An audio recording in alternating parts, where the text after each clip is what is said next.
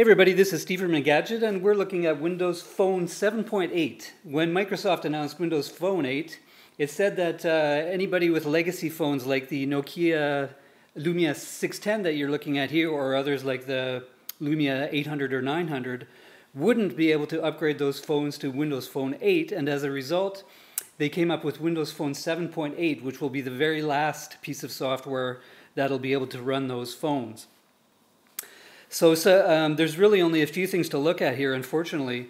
The first thing is that with the new version, we have a new lock screen. And this allows you to display various images from Bing's image of the day. So that'll give you kind of a fresh look for the lock screen. And on top of that, there's a few differences in the way that the lock screen works. It has accidental wiping protection, among other things. The main difference with the new OS, though, has got to be the fact that you can resize live tiles. So for instance, I can go ahead and select any tile here, and I can make it smaller or bigger.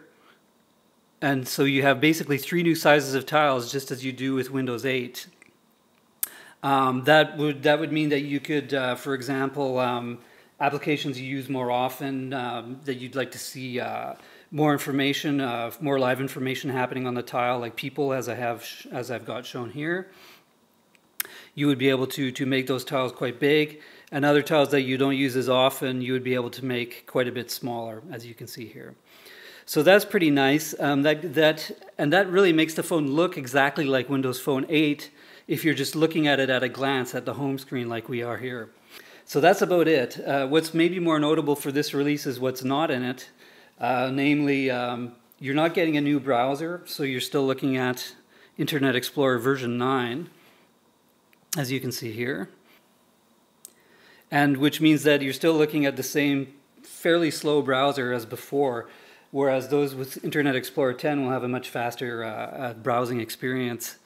And of course, the other drawback with Windows 7.8 is that any apps that have been developed for Windows version 8 will not work on Windows version 7.8, Windows Phone version 7.8. So that means that there's not very much incentive for app developers to create new apps for this, let alone to update existing apps.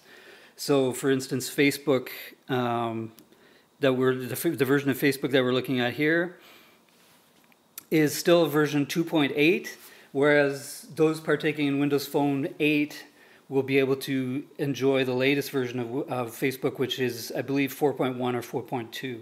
So you're essentially 2 generations of software behind with as common an app as Facebook, unfortunately, on Windows 7.8. So there's nothing really changed under the hood. So essentially all you're getting is cosmetic changes, but at least you'll be able to, hold the phone up to a Windows Phone 8 phone and nobody will really be able to tell the difference. So that's it. That's Windows Phone 7.8. I'm Steve from Engadget. Thanks for listening.